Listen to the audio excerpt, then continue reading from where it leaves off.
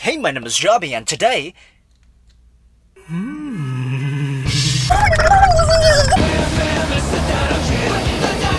So this is a little bit of an old one. Dinosaurs was a charmingly awful 90s anime. Please refer to the theme song.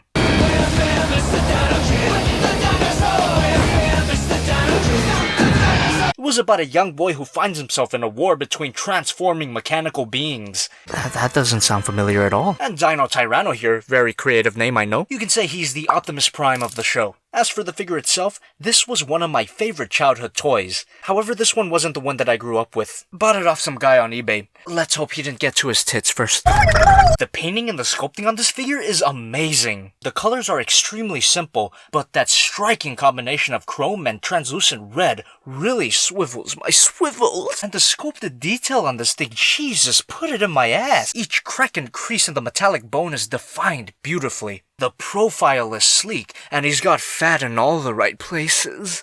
But then there's this little gap that kind of ruins it all. And green was the perfect color for the eyes. Really beautiful contrast with the translucent red. And since this was meant to be a child's toy, it's super solid and can handle extreme play. And he's got these two nubs on his tail. What could that be for? So for a stubby T-Rex, this guy's actually quite posable. Up and down at the head, mouth opens, up and down at the neck, arms can rotate, legs can rotate, bend at the knee, ball joint at the ankles, and of course you get... Now is not the time for swivels. That comes later. Let's do some size comparisons. Here's the Voyager class Grimlock, Sentinel's Dino Getter 2, SH Monster Arts Godzilla, and my next review, spoilers, the Dinozaurs Gigano Dragon. That's a long boy. So the T-Rex mode, I love it. But the Dino Knight mode, I love it less, but it's still pretty good.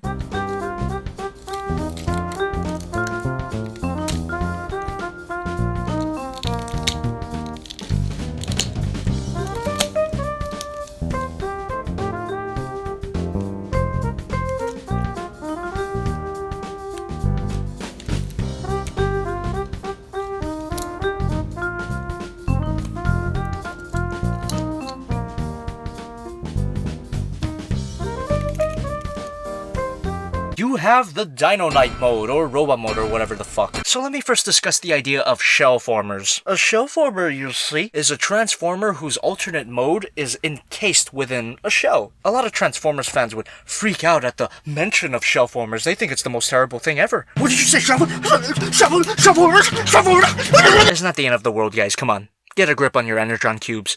Yeah, I actually don't mind shell formers that much. As long as the shell is properly integrated within the alternate mode, I'll go with me. But then I will immediately contradict myself. Dino Tyranno is not one of the lucky ones. You can clearly see that his shell was kind of an afterthought and literally pasted on his back. And his tail is just hanging back there like that final poop that you can't push out. Don't tell me you don't know what I'm talking about. However, despite the sloppy shell, the robot itself is really nice. And his head sculpt is incredible. Japan really knows how to make their giant robots look very attractive, but his weapon is pretty lame. I get that this was a toy made for kids, but did the whole sword have to be rubbery? In the show, this weapon is called the Silver Sword! This is just the gray sword of mediocrity. I could do better, please give me a chance. And if you didn't skip the transformation like a good boy, you saw that you can store the sword in its tail. And with his transformation into the robot mode, out comes the precious life force.